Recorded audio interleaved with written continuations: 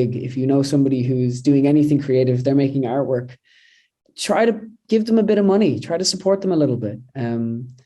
That's what gave me the confidence to quit my job and do this full time. That's why I give every artist money I can, because I want them to believe that it's possible. In the room, 52 Jokers Wild. God, dear, it takes a little bit of time to get going, doesn't it? Oh, I don't know. So I normally have my little mobile set up, and I haven't even got that set up. And I've got a little teleprompter here, and I sort of introduce our guests and things. And it's been such a mad rush that we haven't had a chance even to do that bit. So it's Nathan Mack. What do you do, yes. Nathan? You're a musician or something? You know? I am a musician. I am once again a reinstated circus performer, and now I'm a filmmaker out of nowhere. That's really, really important, because we normally have the white elephant in the room. So have you worked with elephants before? I have never worked with an elephant before. You're working never with two of us today.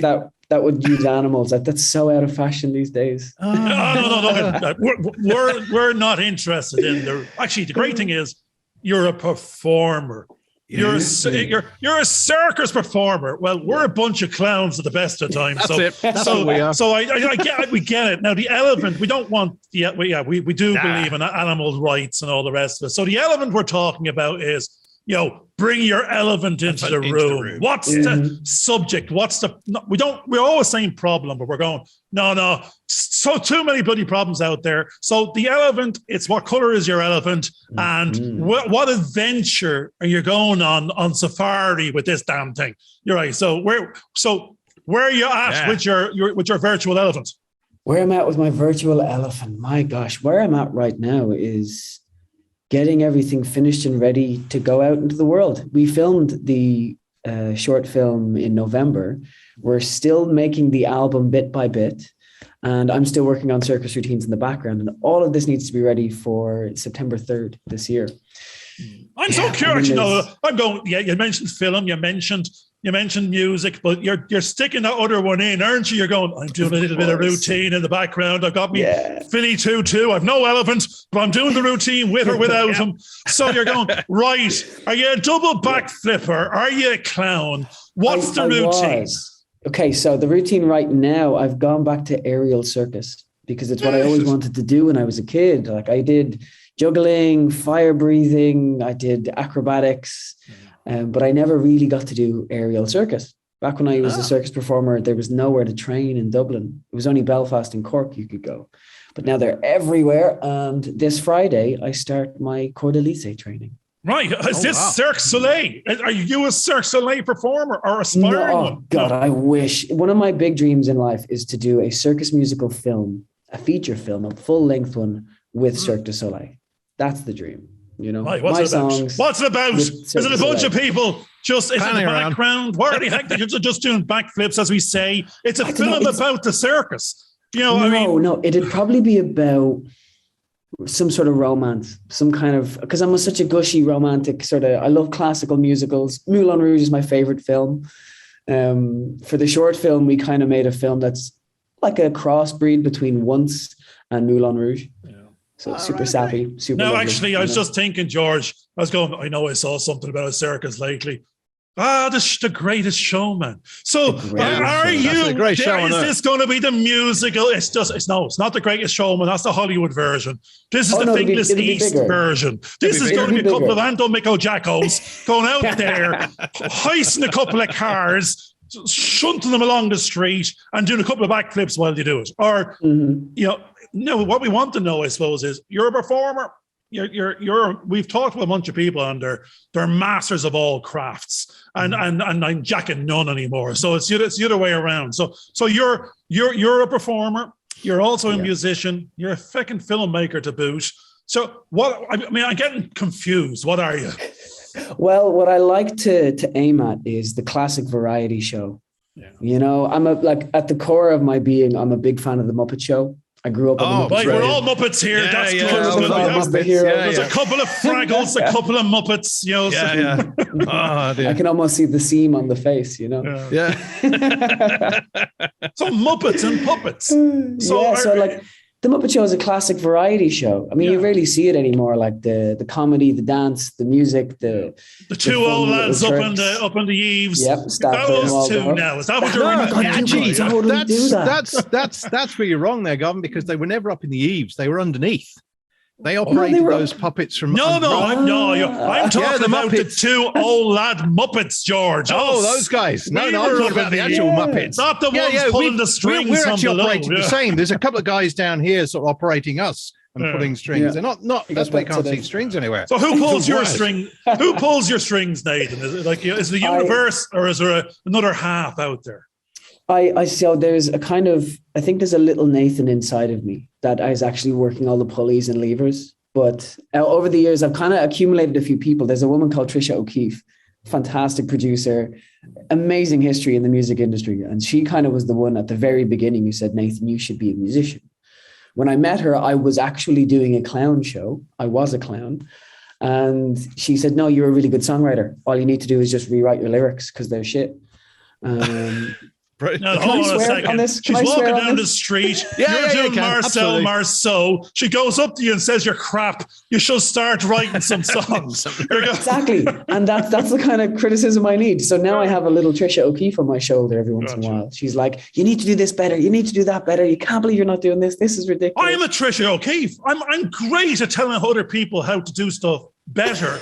I can't do anything for myself. I can tell George how to be better. You can make a career out of that. But that doesn't He's make trying me to. any That's good. the trouble. That's the trouble. Oh yeah, critique. He's working now for 3 months, which is absolutely fantastic because I now get a chance to be creative. I've got a keyboard in front of me here as well, and I've got a 3D thing over there, so I'm making Muppets in 3D all the time and stuff. I'm having a ball. I'm kind of go. Do we have to do these recordings? I'm his first attempt trying to create the make away. I'm his first attempt at 4D, 5D Muppet creation. He has me. He's been pulling created him as well. Yes, me for about 3 years. Well, George, that's pretty high tech. To be fair, that's pretty high tech. I almost believe Garvin was a real person. Yeah, I know. I've been working on it for 3 years now. Yeah, I'm pure make believe. Nobody here believes in me. I'll tell you. I'm one of those characters that actually I need some. The more people believe in you, the more real you become. Yeah. But I think it's like a bunch of those films out there. I think it might even be Soul or something. When the last person forgets or people don't believe, you start to break away and become intangible. So we all need people to believe in us so we can become real. We're so believable that some of our early shows where sometimes the video dropped out, I've just animated Garvin. And we actually had him lip synced as well with the audio. That's brilliant. Now we might give Nathan the chance here now because you mentioned because people are probably going, where'd you find him?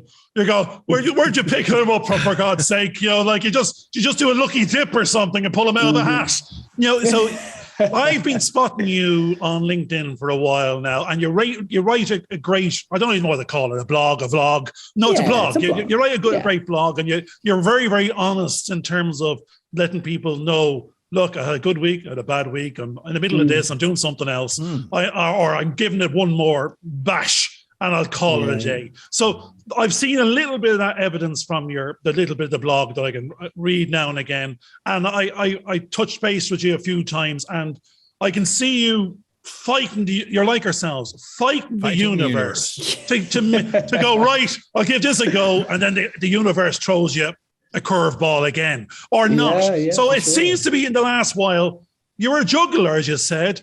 The universe is now throwing you a few fucking balls, colored ones, various sizes, and you're off there juggling them all and doing great by the looks of it. Yeah, like it's been going really well. And every ball the universe throws at me is a blessing, right? It's a difficult blessing to deal with, but it's a blessing. Like being able to juggle college, circus training, which I've gone back to, the production of the film, the production of the songs, working with other artists. I spend a lot of time mentoring artists nowadays. And then you're like me. That's great. It's so easy to mentor other people. I can't fucking do it. So I can tell you how to do it. I can tell you everybody else how to do it. Super easy, you know. That's it. Well, he keeps coming up with ideas of what I should be trying to do. To put things in the background. Oh my God, that's about 500 hours worth of work. No, I can't do that. See, that's the joy of the backseat producer. You just get to tell everybody. I'm probably doing the same kind of stuff because I know that over the years, I mean, I've done editing, I've done sound, I've done music, I'm now a performer as well in a different sort of way. I'm now a deacon, so I perform every Sunday. Which is brilliant. Got a captive audience. They can't do anything. They can't run away because they're meant to be there. That's the way it goes. No, he's not going in there doing tumbles and backflips across the altar there. That could pulling work. a couple of that could be a good work, angle. yeah. Now, I would be very interested, George, if you start pulling out of your sleeve those flowers and little mini miracles. Oh, I know. Yeah. No, I'm going to go one better and go, if you were back 2,000 years ago or so with a little bit of magician experience under your belt, was God a magician or a miracle worker? Oh my goodness, here we go. Are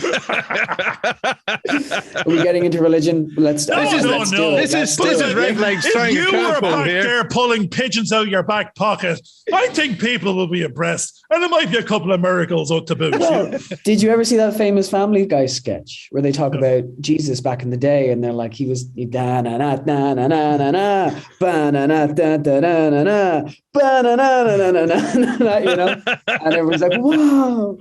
No, I think that's brilliant. That's brilliant kind of stuff. But again, it's back to the same kind of idea of performance and stuff like that. We've got to produce a miracle out of this week's show somewhere along the line. So we always. Well, as George, we could pull a lot of miracles out of the hat. The problem is we haven't got any believers. We haven't converted any of the congregation to actually bother watching the show. So, I mean, there's miracles, a wonder at the best of times. But the only miracle that we have to work is creating an audience. That's the one we wanted. How are you getting on with creating audiences?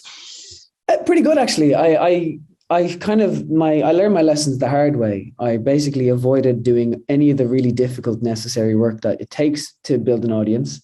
So in 2018, I decided I would be an online only artist, which is a terrible idea because how you build a fan base as an artist is in your town. It's by playing gigs. It's the easiest way. It's the best way to do it. And so I tried to run away from that. And then I realized that I needed to play gigs in 2019. And I went really like hell for leather, played a gig. I think about 2 gigs every week for the year. And that really started to help. And then I completely ignored marketing online.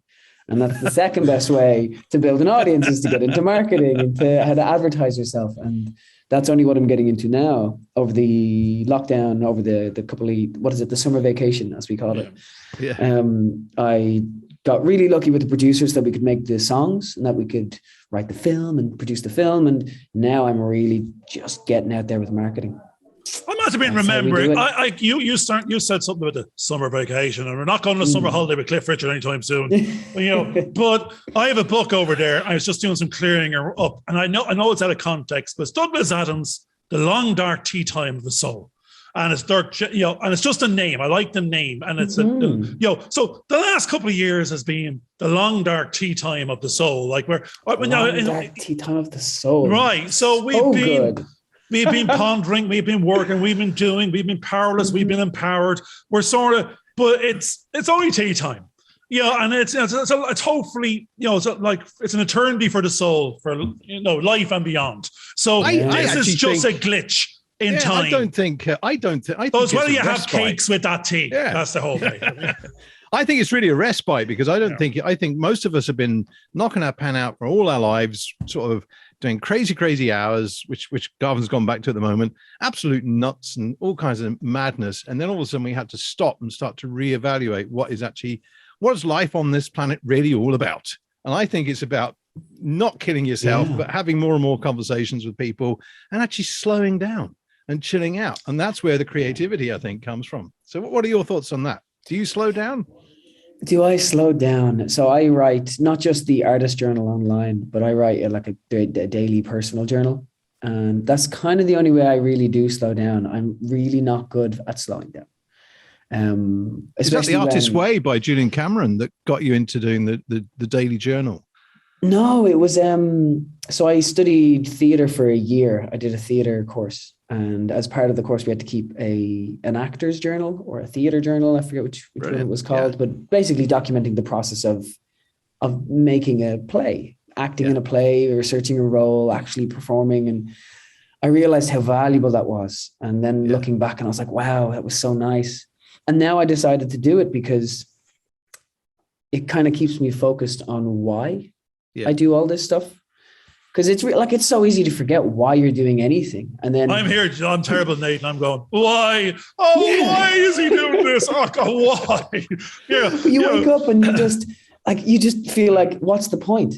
And then I sit down and I write, and suddenly the point starts to reveal itself. I start to reflect on the purpose of making art and making music, especially in crazy times when it seems like that's not important. It's really nice to actually reflect. Well, I'm up to week 96 of writing a journal in the Writer's Way. We started this a couple of years ago, actually when the pandemic started. So it's week 96. I do 3 pages in a fairly slightly larger than A5 size book. And I write from Monday to Friday, and I stop over the weekend because it gives me a chance to just rekindle the energies before I start writing again. And I try and make sure that every day I write something. And even if it's nonsense, it doesn't matter. It's actually just going through what's going on. No, I'll rephrase that. It is nonsense. No, it's not. You're right. No, it's not. No. That's because we've got to get Garvin. We've got to get Garvin to write stuff down. You don't want me writing. That's bad enough talking. We do. Because I think one of the things is it helps you focus. I think it helps you focus. It gives you a sense of purpose. I'm doing this for 30 minutes to 45 minutes in the morning. I'm writing maybe 1,000 words, something like that. And what you suddenly start to realize as you go back through it is there's a rich source of information that you can actually put into movies and actually repurpose it for that particular point of view. Yeah, definitely. Actually, you also get to see your patterns as well, which is quite interesting. I'm daydreaming away here while you two are bantering on about I don't know what. Listen, Garvin, you need to start writing a journal. That's right. Write a journal, Garvin. I haven't got time. I'm trying to save the planet one tree at a time, so I can't be using paper. I might use marker. But no, I'm just remembering the clown. I'm going back to clowns. I'm thinking Stephen King's It. Now, are you Stephen King's It, or are you more Harold Lloyd gone wrong? No, how would I describe myself? I'm a beautiful mixture between... See, I'm not a clown anymore. And when I was a clown, I was a bad clown. I wasn't a very good clown at all. You were the Joker. So to compare myself with anybody great would be terrible. But what I love the clowns in Cirque du Soleil. There's a particular show called Alegria. Oh no, there's a better one, my favorite one, which is not Corteo. It's the one whose name I keep forgetting. You're too educated. You're already putting me to shame. Anyways, there's some beautiful clowns in Cirque du Soleil, but one of my favorite is, I can't believe I keep forgetting it. Doesn't matter. No one cares. No one's listening. We're not going to look it up in the dictionary anytime soon. It'll come later on. It'll come back to you when we're talking about something. Yeah, we'll be talking about something else. And you can suddenly say, you can blurt it out when you like. When you just ruined it. You told me you're a clown. Then you said I'm not a clown. Then you said you're doing some backflips. Right. Yeah. We're always a clown. We're jokers. We're always there's like George. I like it. Okay. Yeah, there's the symmetry. There's the synchronicity. There's the. We're jokers, and the joker concept is, you can be a chameleon. You can be any card in the deck you want to be, take on any role. You can keep on changing. So the joker is the strongest card in the deck. So that's why we want to be that card. And so the clown, you just didn't realize it. You were the joker. You were meant to find us, talk to us, and basically the joker can be, and the clown can be anything it wants to be, and try again. If that doesn't work, next. And that's what you did. You tried one thing. You tried the Cirque du Soleil. You can do it. It might not be the primary. You can enjoy it. It's a passion. You're now on the music. You're doing the composing. Yeah. You want a musical, as you said. You're trying to hit the trifacta. You said, I want to do a musical about a circus, so I can actually sing, dance, backflip, the whole damn caboodle in it. You don't even need anyone else by the sounds of it. Well, this is the thing. I definitely do. This is that elephant that I'm actually pushing up the hill now at this stage. Is trying to build a team, because I need a second Nathan to do all the administration. Now, George has been saying that for the last 3 years. He goes, I want them. The both of you are actually looking for Dolly the sheep. You're going, I need to clone myself. But that's we need to have a mini George, a mini Nathan. We need where are those little mini yellow guys? Minions. Minions. We need some minions. That's what we need. But the difficulty, I think, is that we have. I think the difficulty that you have is that, and it's what I found, is that you need these other people to help you see your vision, but when they attach themselves to you, they pull you towards their vision, and you then end up sort of having to sacrifice all the things, and you find yourself working on their vision. And I've had what a that beautiful with a couple of sacrifice to make. That's a beautiful sacrifice to make. Yeah, I like to sacrifice my minions. Sometimes. Yes, I send them off. So, for instance, I work with a producer. I do not produce my own music. I work with a guy called Brian Dwyer, who is an unbelievably talented producer. Before I met him, I was a very acoustic singer-songwriter. When he came along, that's when the cinematic pop, the electronic pop came into fashion. And that's really what I absolutely love to do. And I couldn't do it without him. Really, now, really I grabbed that artist. word there, cinematic pop. Yes. So you mix the film with the music. Well, it's more so, it's a genre of music that evokes a lot of narrative and a lot of imagery with the kind of the imagery. So that's the thing. It's an awful lot of it's communicated in the imagery along with the audio. Yeah. So, yeah. Definitely. Like it's very lyric based. So a lot of my lyrics are very storytelling. The metaphors are very, very strong. So they give people very strong images, and it really helps with the artwork. And it really helped with the film because we had me ideas here because I've got a scene in my movie. Yeah. That now I have a voiceover, and I'm starting to mess around with ideas of how do I use vocals with the music I'm doing that aren't actually sung, but are actually said. And how we turn those into something musical. So yeah, you're actually inspiring ideas into my mind here. It's sort of Paul Simon's perfect for that. He did the speak sing better than anybody else. Ah, brilliant. So where's the film? You can come in now. No, I'm actually. What's your tune? What's your tune? Name that tune. What are you going to do with your tune? I keep on telling you before, I'm tuneless. I can't. I'm singing Psycho Killer for 37 years now, and I can't get by Psycho Killer. Honestly, that's a good song. That's about it. Song. Just it's keep a great that song. One song, right?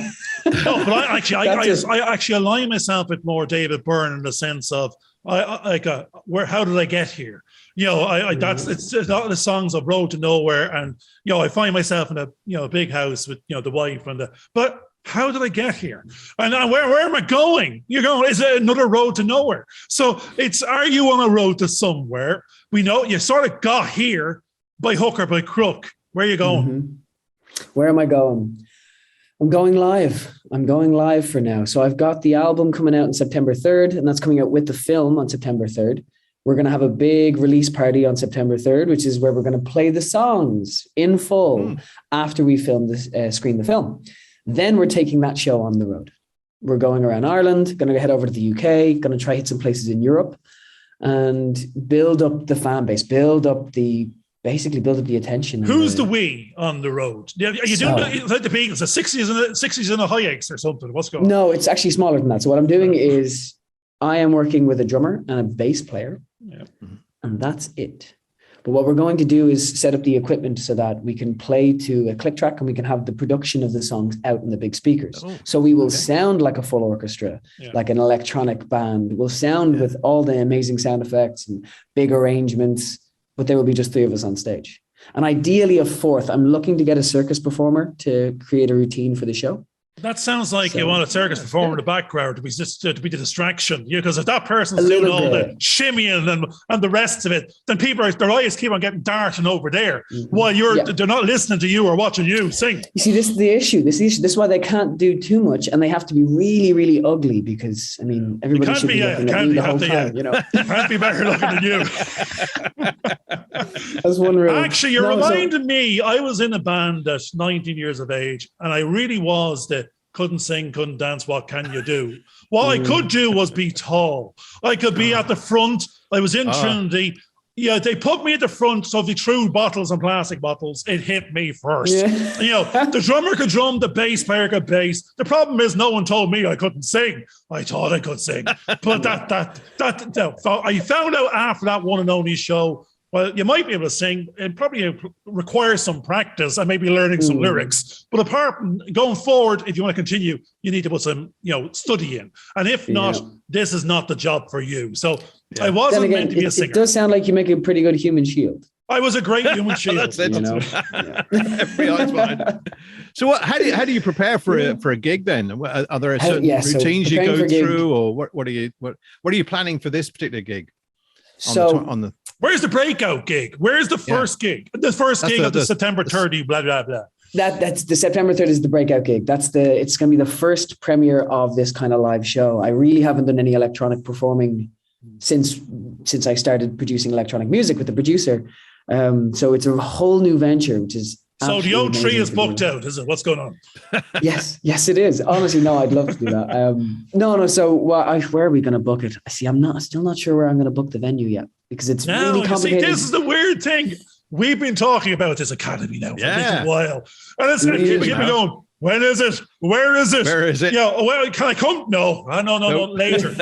And where? Later. Don't worry about that. Now it's fine. That's in the future. There will be a somewhere on. You've given a date now. I've got 3 different places. Yeah, I've got a date. I've got 3 different places. The issue is I don't know if there's a place that can screen the film and house a band at the same time. Well, there's only 3 of you sitting in the front row with a couple of instruments and a girl handing out popcorn by the sounds of it. That's ugly. It needs to be good.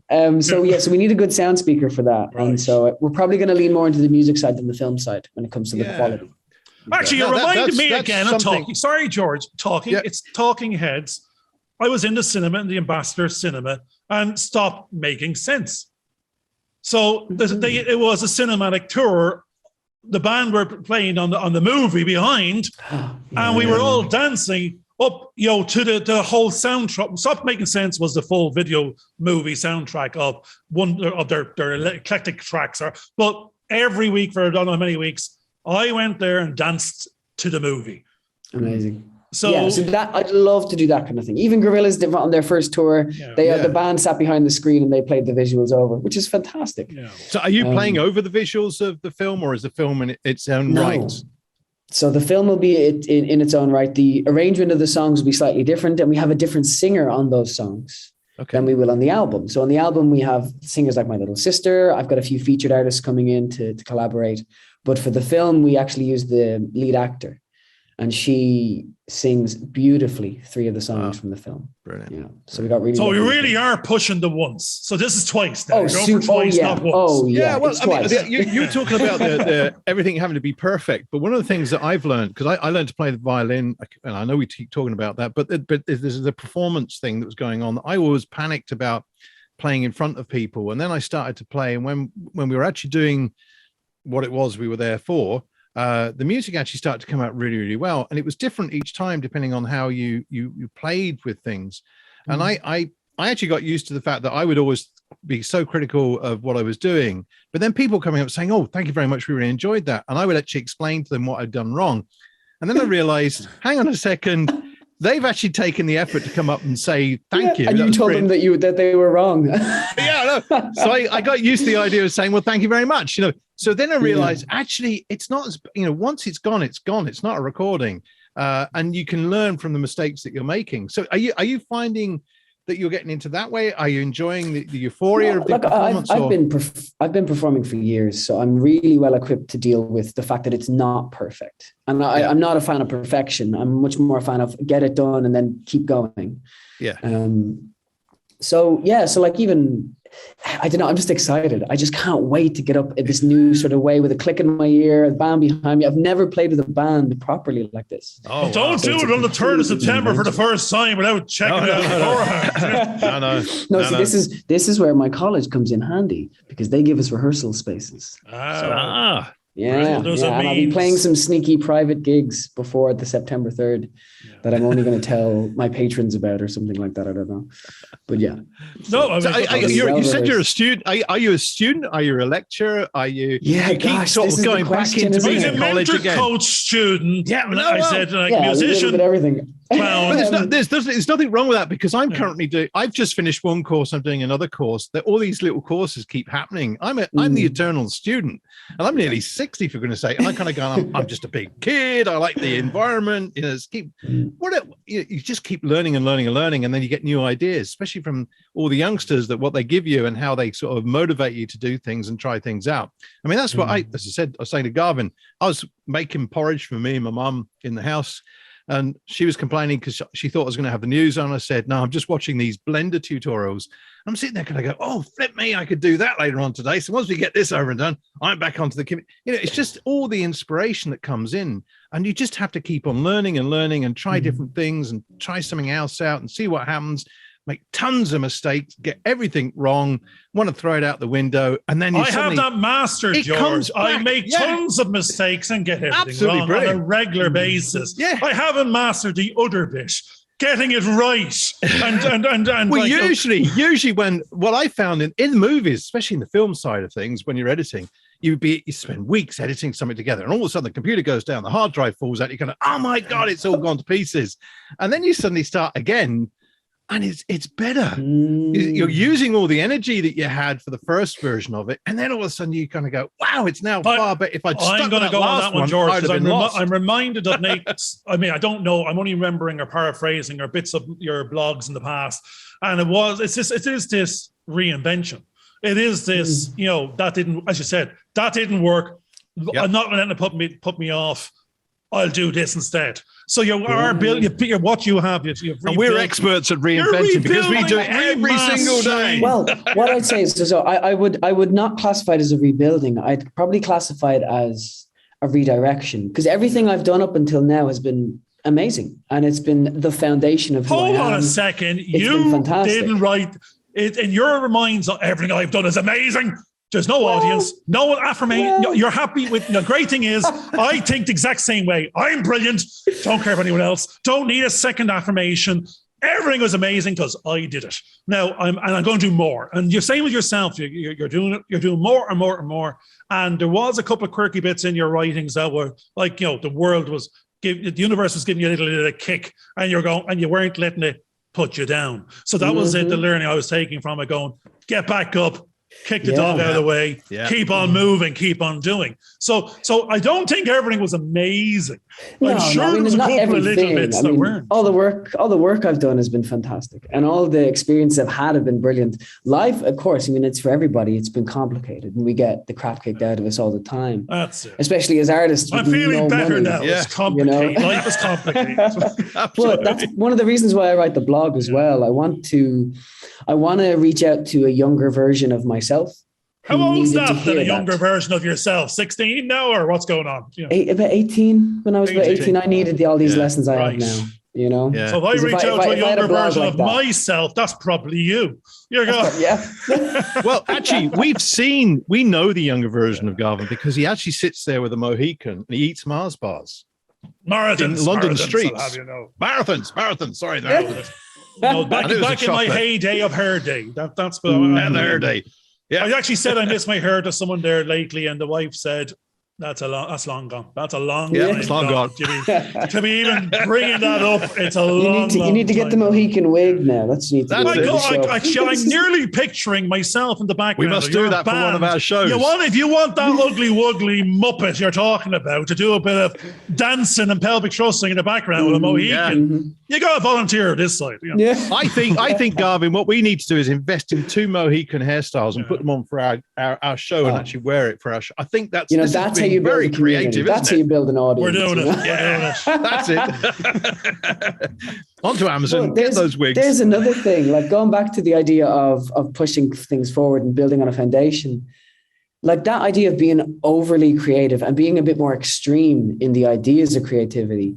Like that's the thing I think you're chatting about, the blog post I put up recently. And that is one thing I have figured out about building an audience is you really need to have a stance. You need to have some so the way I think of everything, it's like, how would I be parodied? Can you parody yourself? And if you can, you've probably got a good thing going, Okay. If you can split a crowd in half, where half of them love you and half of them hate you, and some people end up fighting over it, you've got something good. Right. I can split a crowd 99-1 on the hate side. So, is that a good thing or a bad thing? That's a bad thing. You have to get that more balance. You got to get that balance. In social media, the more they hate you, the more they tell you, the more it gets out there. So I think it's nearly just, it's like, so. But this is the thing, like that sounds like Twitter talk, and nobody wants to be popular on Twitter. Yeah. The problem is that every time we put it out, everybody kind of goes, that's not fake news anymore. That's reality. No, I'm looking forward to I don't even know what it is. I'm looking forward to the 3rd of September, the movie, the play, the musical, the act. And you're going, okay, what was the film about anyway?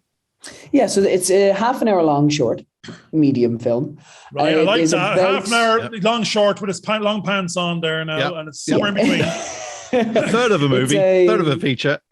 yeah, and it's about two characters. So my character's name is Nisha, and he is a circus performer who injures himself and struggles to accept the help he needs to rehabilitate. Based on real life events. Very similar to real life. So like he wouldn't let anybody in, he wouldn't accept the help, and he keeps pushing people away, and it just doesn't seem to be working. On the other hand is a character played by the brilliant Sorka Morgan. Her name is Lou, and she is a musician who arrives home one night after a gig and finds her partner cheating on her against her piano. So they have this awful breakup. She has this terrible heartbreak, and she keeps associating that image, that moment of infidelity with her piano. I'm trying to think of those people that like objects. So when you said against the piano was one thing. Let's go with the piano. With the piano. Will be a whole other thing.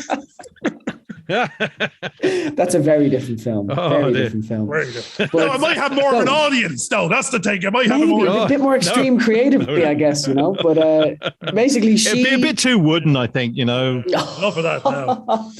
Hitting the wrong keys there. That's it. But it would be so the film is about these two people coming together. She ends up taking a job at the Pennywish Circus, which is the circus that Nisha works in, and the two gradually fall in love. Because there's a lot of circus locations in the background there, or was there?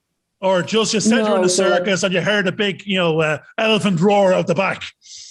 So basically, there's nothing to do with the circus tent, unfortunately, because they are expensive. Yeah, and what we did is we used Dance Ireland. We actually used a dance studio and sort of fitted it to make it look like a rehearsal space. And then for all the performance areas, we just completely tried to black out the background so that it looked like he was just isolated on this stage, Very good. I like the use of budget there. Yeah, oh my gosh. But I think the reality is that when you get going out there and shooting your films, that's what you do. You try and work out, well, okay, this is too big. We'll bring it down to something that fits our budget. And then, we can go ahead and do that. Well, this was it. I mean, I remember from over the budgeting process, I managed to cut the budget in half from our initial plan to what we ended up needing to spend. So I think all in all, we got the whole thing done for about €10,000. That's great. Oh, wow. Brilliant. Yeah. So, and then most of that went on people, actors, makeup, sound, editing, film, all that kind of stuff. And where is the film at the moment? Is it fully edited? No, I actually sat in on somewhere? My first ever editing session yesterday. So it's being edited as we go. It's probably about 20% of the way through. At the moment. That's where my film is. The one I made 14 years ago. I was going to say that now. Remember the 14-year bit that goes on top. Yeah, the 14 years ago. I'm resurrecting models that I did. I turned out to be 10 years ago and could go, oh, no, I can do it. I couldn't do it 10 years ago.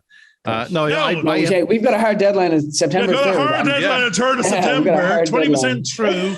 I had a hard deadline back in 2013, which was also the 13th of September, and we actually got one movie in, not the one I wanted in there, but hey ho, there you go. Yeah. So basically, I'm not editing anything. I am the producer. I come in every once in a while. I waft through the room and I go, "Oh yeah, that's fantastic," and then I leave. I sort out I want the screenshots. I want the artwork. I'm trying to piece all that together. I have an amazing director, Chiara Viale, and a fantastic cinematographer / editor, Connor Tobin. They are editing in and sorting out the production of the film there. And did you get any help with that money? How did you get the money? We did. So I had €300 in my bank account when I decided to make this film. Yeah. And I was also going to get my house. Is it now? Yeah. Gosh. So what happened is we put the budget together. I put a GoFundMe together and we raised about €1,000 on the GoFundMe. That's still ongoing. I need to keep pushing that and hopefully we'll get another 1,000 out of that. But the Fingal Arts Council were lovely and they gave us €2,000 to help us make it as well. Cool. The rest of it is coming out of my pocket. So the $7,000 is coming out of my pocket, which is why I'm so poor. Yeah. Well, you're investing. I'm investing. I'm keeping a track of all of that. All that money's going to come back to me. You got a tax break there. Make sure you treat it as a business and don't, you don't have to pay tax on that till you earn it back. This type of thing. Yeah. So that's mainly where we got the money from. I mean, I've got a Patreon account where I upload a behind the scenes edited video every month and a little secret demo track. And that was instrumental. That gave us about €1,000 as well. That's still giving me about €100 a month, which is really, really helpful for just getting the expenses out of the way. That's excellent. We are on air. Yeah, you probably haven't seen the show, of course. No, nobody has. We know that. But no, I checked it out actually. I was familiar with the elephant. I third member I clocked the elephant as soon as I got into it. You know. No, we do. But what we're saying, we talked from no budget to some budget to a bit of budget to an aspirational budget to the unbelievable. I can never get that budget. But that's the whole. Like I started at the beginning going, it's all about the money because I'm an accountant. Then I start going, no, it's about the art, and it's there's people with passion doing stuff with nothing, and they're getting something, and then doing an awful lot of something with very little. And it's really from the other side up that I get I'm now being inspired by the likes of yourselves. Going, I'm not interested if you had £1 million, what you did with it, how you spent it. I'm actually very, very, inspired by the fact you had nothing, and you're pulling off, a team of people. You just mentioned about 7 people. You got them together. They're all giving of their time and energy. They like what they did, and there's art and passion, mixed in there. And I think it's a much nicer, way of doing it. It's, as you said, it's packaging creativity, and you're involved. It is. It's lovely. I think the best thing about it is the community aspect of it. It's something that I definitely crave. I figured this out. I crave having a big collection of people. I'm so used to being in a theater or a circus environment with a big cast and crew of people hanging out with each other. And you don't really get that in the music industry as much. It's harder to find in the film industry because films come and go. So having that little community of people just to wrap up in. Yeah, I saw all those circus films. They're all looked up in fucking cages, and they're like the Mermaid Man and the bearded lady and the editor. It's usually the editor's the one that locked up. That's it. Who never gets out. So I'm usually in there in the cage with the animals, as you say. Yeah. Don't let me out. Actually, I'm probably like the one that. What's that? Yeah, animal, the Muppet. I'm the one in the garbage. There you go. Yeah. The drummer, the fierce Garvin. What's this? Actually, he normally does the Manamana. Do. That's the one. He's the drummer. Is he Manamana? He is. Yeah. I think he is. I think he does a bit at the end of that song. He's the drummer though of the. What's the name of the band? Of the Electric Mayhem. There you go. I think you know too much. I was bad enough pulling a Muppet out of a bin. You've named the band. You pulled the wrong Muppet out of the bin. You're pulling Oscar the Grouch out of the bin. Right, that's it. It is. It's Oscar, isn't it? That's it. Yeah. He was on Sesame Street, not the Muppet Right, Show. gotcha. Anyways. Yes. The reason I know so much. Muppets. I can't be held responsible for that. I always go back to it. Like Kermit the Frog is by far one of the biggest influences on my life. Jim Henson was an unbelievable inspiration as well. Like if I could do the kind of thing that Jim Henson did, the sort of way he sort of facilitated creatives. He gave them a place to be creative where they didn't have to worry about marketing and all that. They made a commercial back in the 80s, and I was at St. John's Wood Studios just watching as a student. And there was about 100 people there. And, most of the day was everybody laughing because of what they were doing with the puppets. And they've got about 5 seconds worth of stuff shot on the film. It was brilliant. But it was lovely to see how they actually operated and what they actually did, which I think was fantastic, So, you see, but I think that kind of magic is what you, like it's the thing you can dream of, is getting. Well, see, the thing is, I'm not running out of questions. I'm going, we've asked, well, it doesn't matter how you got here. You listen to Talking Heads, so you're not on the road to nowhere. You've got September 3rd is DJ. You've got a lot. Actually, it's the start. You've so much to do for the 3rd, and then you're saying you're going on tour. You're taking it on the road. Now you're going right. You're taking it on the road. It's a wandering wagon, and there's another one I'm going to pull out, another bunch of Muppets and third Fraggles and whoever else. How are you getting where you're going? Who's because the price of petrol and diesel these days is fucking nuts. It's €2 down there, isn't it? I think down south. God, dear. Everything. Like I don't drive, I bus. I get a bus everywhere. I cycle. I'm liking this. I don't edit. I just point. I don't drive. I just lay back. I just have to wait 3 months and I get my bus pass. You definitely have your minions. You're surrounding yourself with minions that seem to be doing stuff for you. That's it. Well, that's how you do it. Many hands make light work. Yeah. So are you actually? Because Garvin's talking about where you're going with things, and you're focused for the 3rd of September, and you've got so you're preparing for that. You've got the film going. You're trying to do the marketing. You're trying to get all that sort of stuff. Do you have another couple of projects in the background? Well, the band, George, didn't listen. He's going to be singing, dancing. Yep. Oh, I know. And doing the band, But apart from those things, is that your main focus, or are you do you have other things in the side that you're seeing that will be future that would right there, George? You know what you're doing? You're asking my man bag question. Yeah. You're going, what's in your man bag in terms of the big project? What's it going to take to do it? I have to get in there somewhere, Garvin, and ask these questions. For goodness sake, you keep asking my questions. I don't get a chance. I'm saying you see what we do? We have this real big banter here, Now, do you know what you do, right? You both ask questions, see who I go to, Yeah, that's the way it is. That's the way it is. Yeah. It's my question first. So I do have projects in the background. I need to stop doing that, but I do. I am working on co-writes with a few artists. I am working on, as I was saying, circus performances that I can then turn into films, like music videos for the songs as we go. I'm working on writing the next album. I started doing a lot of that. I've also started writing songs for a very special artist that I'm somewhat managing at the moment. She's an unbelievably talented singer, and I'm trying to get her songs so that I can get her out into the world.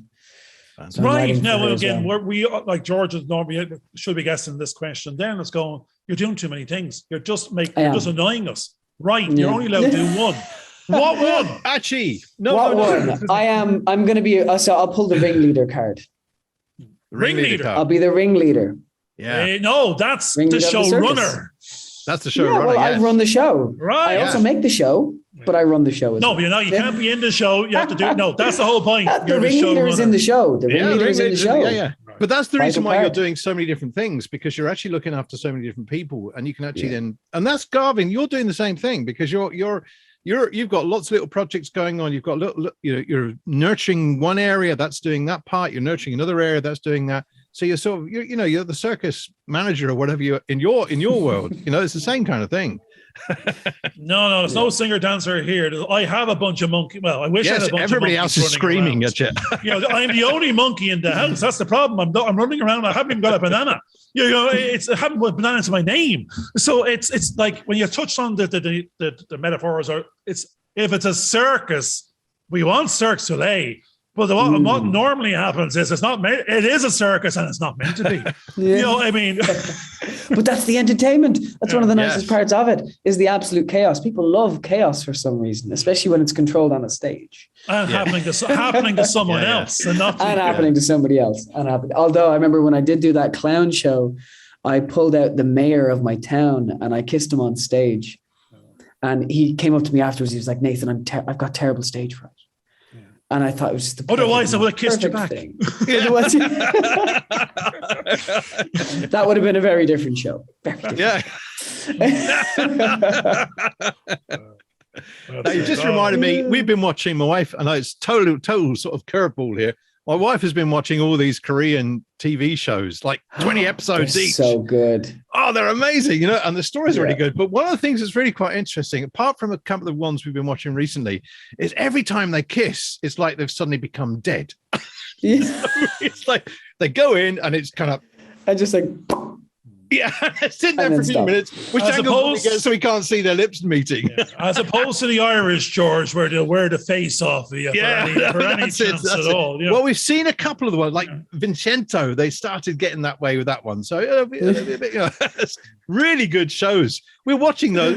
Wife, I can't keep up with her. She's just, I'm going there 10 episodes. I'm back to, because you said there's obviously there's a bit of acrobats going on somewhere. And like Sinead Cassie Holt was mentioned, she's a stunt coordinator in her spare time. Anna Baker. So did you have a stunt coordinator on set given the... No, so I took most of that responsibility myself. I did have a choreographer help me piece together a lot of the trapeze parts. And then I choreographed all the dance pieces with a very talented dancer. But mostly I was doing all this stunt. Where was the trapeze again? So we rented out a dance studio and we had a rigger come in, a good old friend of mine, and he slung it up on one of the jimmied up a trapeze in his spare time. Yeah. What was health and safety saying about that? It wasn't his spare time. I had to pay him. Insurance was a bitch as well. Look, you should have just went to the local pole dancing club. You could have, just worked with what you had. I tried that. They were more expensive to rent than a dance studio and the rigger and the insurance. Yeah. What's really interesting is the conversation is about how you are actually funding things and making sure that people get paid. Because I know that a lot of the shows, a lot of the people we've been talking to, it's all favors, which can cause problems. Yeah. Whereas at least you're because you're funding some of those things, you still can keep control or keep the IP in what you're actually doing, which I think is really important. Yeah, so I'm very careful when it comes to intellectual property, especially as a songwriter. It's my bread and butter. Yeah. I need to be very careful with that. So I've gotten very good at the logistics and legalities of intellectual property. But I think the reason I'm paying everybody is not really for that. I've done so many shows. I've done so much work over the years where people weren't getting paid. Yeah. And I've seen the difference in quality. When you do a film or a show or whatever, and people aren't being paid, chances are, I'm not saying it's for everybody, but chances are you're not going to end up with something that great. No, I'm jumping in on a different thing. Sorry, because I mean, you probably know if you did listen to the shows or watch the shows. If I don't say it, I forgot it because I'm a goldfish. And but you reminded me when you were saying you're protective of the IP and this, that, and the other. And I'm reminded of the cat on Red Dwarf on an episode, and he was going, "That's mine, and that's mine, and that's mine," and that reminds me of me as well. And that we have to share, but at the same time, that's mine, and people need to know that. Well, this is why everything is done through Pennywish, which is a company. It's not me; it's a company. But it's my company. So. No, plus everybody's happy to let We're me going to rename everything. that company Pennywish. You want to have a couple of Bitcoin wishes or euros or I actually think that's a great name. Penny, like if you're in the penny place. No, you're actually Pennywise. Isn't that the other clown? No, that'd be awful. Imagine trying to Google search that. You'd never find me. But you find that clown. Is that not the Stephen King clown? But that'd be the worst thing I could do because that's a branding conflict there. Plus, I have a beautiful story behind why I chose that name. One of my old songs, I had a lyric which was "Pennywish the waves reflecting on my face," and can you tell me what that means, what that line means, what that lyric is? George, did you listen to it? I wasn't paying attention. Pennywish the waves reflecting on my face. My brain just went into. It's almost like a wishing well type thing. Before you said Pennywish, I was immediately thinking of the fountains in Italy and Rome and all this sort of stuff. Well, that's something, but honestly, it means nothing. It's a terrible lyric. No, it does. Very artistic. It's very. No. I went off there. But nobody really gets it. Nathan, you hit the thing on the head. Because as soon as you asked a question, what do you think of? I went, nothing. I can't think of anything. Nothing. Yeah, but that was the question. That wasn't the lyric. But I mean, what it then was, it meant nothing because that's what I thought of. Nothing. So it is nothing. You're right. It's okay. So what happened is I had that as a lyric, and this mentor friend, Tricia O'Keefe, she basically said, "You play guitar really well. Your song structures are fantastic, but your lyrics are shit. You need to rewrite them." And I rewrote them, and I went off. I came back with much better songs. I came back with considerate lyrics. The lyric I changed that one to, which was "Tears on your face trap the words we say in your mind," which says a bit more. That actually says something. The metaphor is a solid one. But when I brought her back these songs that had been rewritten, she said, "Nathan, it's a long way from Pennywish." It's a long way to Tipperary, I'll tell you. But that line kept with me. That did. It's a long way from me. She'll say it every once in a while when I've made progress. Which is very rare in her eyes, but don't talk to her. Pennywish. That's what you're saying. You don't talk to her every now and again. And I didn't get to see her for 3 years because of the summer holidays, and I only saw her there about 2 weeks ago. She spent 3 hours giving out to me, and saying eventually, so and so. You didn't even. I got 19 ways of talking to me. You never said hello. You never texted me, Skype me. Actually, I did text her, but no, she gave out to me because of my career. She thinks it's going in the wrong direction. But what I did do, I gave her a lyric. I knocked her back with a lyric. I said, "I buried you face down so I could talk behind your back." Right. And she just went, "Wow!" And for 20 minutes, she just fawned over that lyric. Well, going back to her, what fork in the road does she think you're trundling down that you shouldn't be? She always wanted me to be the sort of teen heartthrob, the singer-songwriter who writes the pop songs, the Ed Sheeran, that kind of guy, the guy who sort of he sings songs to like teenage clone girls. Of somebody else. which is not what you are. Yeah, it's not really what I am. But she comes from the publishing industry. She comes from the record industry. She comes from making money. She's like, you need. I was going to say, if you were that, she has her commission. If you're not that, she's making nothing from you. A little bit, yeah. But so that's the way she always would sort of direct me. And it's something I really welcomed. It's something I really love the idea of. And it's something I still try to do. But the way I try to do pop music, the way I try to be popular, I try to inject things like philosophy, things like, I try to be very considerate when it comes to the songs I write. Because like, well, for instance, one of the things I'm studying in music is how sort of a sort of romanticism has kind of folded in on itself and become extremely vicious, especially when it's been commodified. If you look at the song Repeat Stuff by Bo Burnham, he says it perfectly, but that a lot of the pop music industry is designed with these songs that make people feel bad about themselves. And then those people go to the pop star to look for approval. And how they get that approval is by paying them money to go see them in person. Oh, right. Okay. And there's a very nefarious cycle going on in like songs like You're Beautiful by One Direction. You know, you like the lyric, you don't know you're beautiful, and that's what makes you beautiful. Now, the accountant in me is going to come in here and go, hold on a second. He's saying everything that's there, if I'm a pop star, is what I need to be doing. Whereas I'm doing the opposite. And therefore, I'm not doing the opposite. I'm trying to do the pop thing with a backbone of with commercialism. Philosophy. Yes, I got you. Yeah, well, I'm trying to commercialize philosophy. I mean, I think what's interesting here is, and this is where the opposition there comes with what Garvin's doing. You're actually following what I've found that I followed, which is it's about meaning in life. That life has to be meaningful for you to do what you're trying to do. Which is why you've talked about the lyrics having. Now, I could start to see meaning in the lyric that you said that you rejected in the end, because it reminded me of when I actually did an eye for somebody and showed them that if you put the reflections in properly, you get to see the world that the eye is actually seeing from the other way around. And so you were talking about sort of something reflected in the face, but the reflection is actually in the water of the face that's looking back. So it becomes a cycle. So there's some interesting things in there. Is that not Lord of the Rings 2 towers? It could be, but it's very interesting. No, but I think what's if you go with the very shallow stuff, you can see that the way that things are being manipulated. Because I come from a media background and I've studied media, so you can see how that how people are being manipulated in what's going on. So they get hooked in, which is the same as Facebook. You get hooked in, you become netted into that same sort of problem.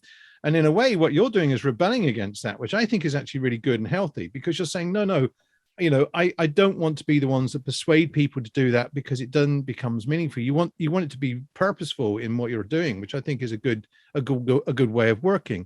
It also means you've got integrity. May mean you don't get any money, which is the same problem. I was going to say, George, it means I want to be loved. I want to be liked. I want to be loved. I want to be real. I want them to like me for me. And that's what I write. It's not what they want to hear. If they don't, you're writing what you want, not for them. It's for you first. So I don't know. So this is a battle I always fight, which is the battle against my own ego and wanting to be liked for me and wanting to do good for other people. And when those two sort of goals are so close together, it can be hard to figure out your motivation. Like, I want to write these songs to help people, but I also want to be the person who helps them, do you know? Yeah. So it's a strange one. It is. Money, of course, comes down. Look, until I can afford a house, I have no scruples. No, the problem is if you had no scruples, there you go. But you're saying what you told us in the first half is, I'm caring, but it's like that narcissism has to go into overdrive to get the money, and I'm not. I care. So I think the reality is, and I know we're going over time here. No, I should say, George, I think the reality is. Yeah. No, the reality is like, I've gone through a process because I understand the idea of philosophy and I understand and I'm sort of searching because I'm on a journey which has led me to become a deacon. But one of the things that you suddenly started to realize is you cannot give charity, because charity is what you have excess of, not what you. So if you don't have enough of the money that you need to live, you can't give charity because it's only excess. You can only give us so much and it depletes. Yeah. Otherwise, you're eating into yourself, and that's a destructive method.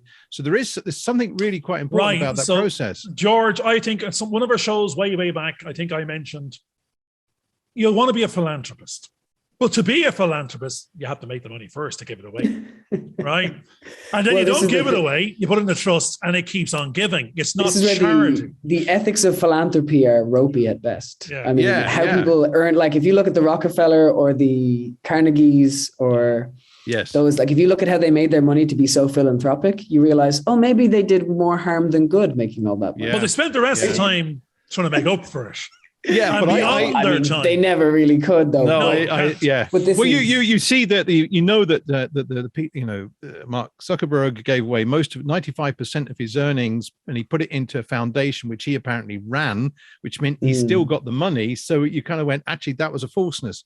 But I think from what you've actually said about the way you described the manipulation of songwriters, which basically makes people feel bad, so they want to then hook into them and carry on because they need them to say that they're okay, which is not what they're going to do. And it's actually like an abusive relationship that you have in a marriage. In sometimes. The worst cases, do you know what I mean? And I think because of the way you're thinking, you've spotted that and you've started to say, look, I oppose that. That's not an ethical way to work, and I will find a way to work the way that I would like, but not in the way that sometimes the business ethics pushes you. George, I think what we want to do is I want to have a love affair with money. I want to marry that money and stay married for happily married. Satan, stay away. And not get divorced from it. Stay away. And then pass it on to my minions.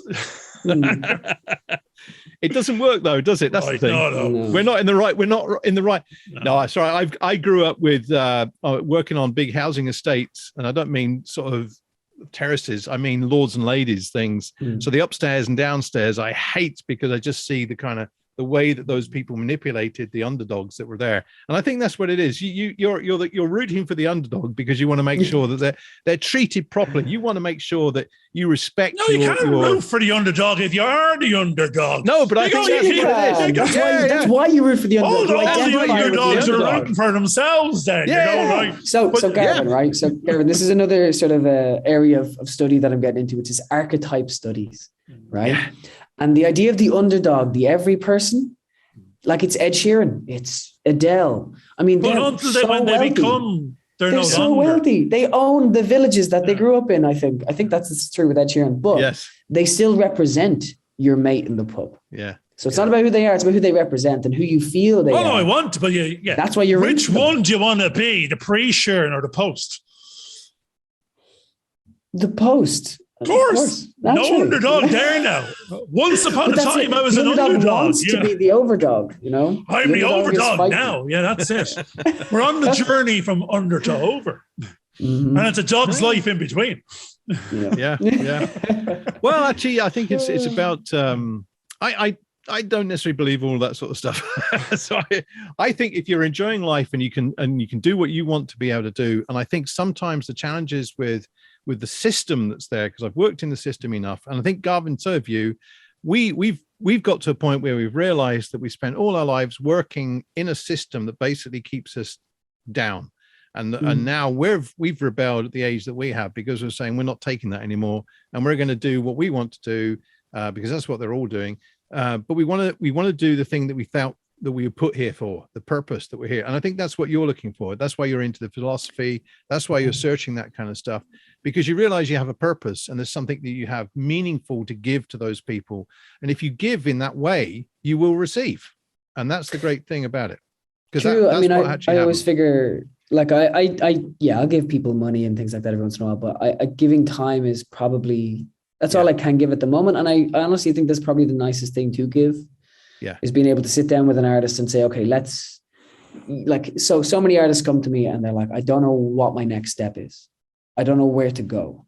Yeah. And so I'll sit with them for like an hour, half an hour, and I'll basically lay out, say, okay, this is what you can do next. And just the weight, you can visibly see the weight lift off them. And then they bounce out of the room, they go off and they do that thing, and they're super happy. And it's so nice to be able to do that for someone. Yes.